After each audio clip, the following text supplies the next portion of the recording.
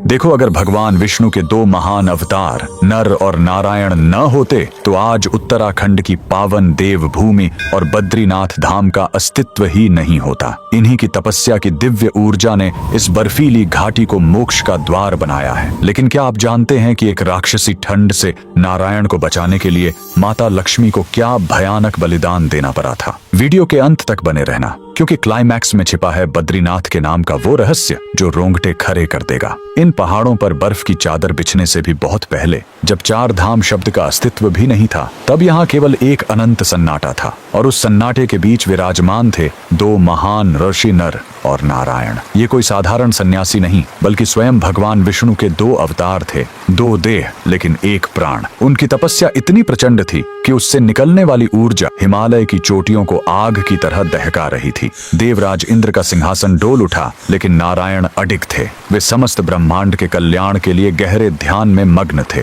पर उस समय हिमालय की स्थिति किसी खूंखार राक्षस जैसी खौफनाक थी। हड्डियां गला देने वाली वो राक्षसी ठंड, जिस्म को चीरती हुई बर्फीली हवाएं और अंतहीन बर्फबारी। धीरे धीरे नारायण का शरीर बर्फ की परतों के नीचे दबने लगा था। वैकुंठ में बैठी माता लक्ष्मी से अपने स्वामी की यह दशा देखी नहीं गई। वे उस जमे हुए मरुस्थल में अपने आराध्य को खोजने निकल पड़ी। जब उन्होंने नारायण को उस कातिल ठंड के बीच गहन समाधि में देखा, तो उन्होंने एक ऐसा निर्णय लिया जिसने इस पूरी घाटी का इतिहास बदल दिया। माता लक्ष्मी ने स्वयं को एक बद्री यानी बेर के विशाल वृक्ष में बदल लिया। हजारों वर्षों तक वे एक छतरी बनकर नारायण के ऊपर अडिग खड़ी रहीं। वे उन पर गिरने वाली हर बर्फ को, हर तूफान को खुद पर झेलती रहीं। माता के उस निस्वार्थ बलिदान ने नारायण को उस विनाशकारी ठंड से बचाए रखा। जब युगों बाद नारायण की समाधि टूटी, तो उन्होंने देखा कि माता लक्ष्मी खुद बर्फ से पूरी तरह ढकी हुई हैं, क्योंकि माता बद्री वृक्ष बनकर उनकी रक्षक बनी थी। इसलिए नारायण बद्रीनाथ कहलाए, अर्थात बद्री के स्वामी।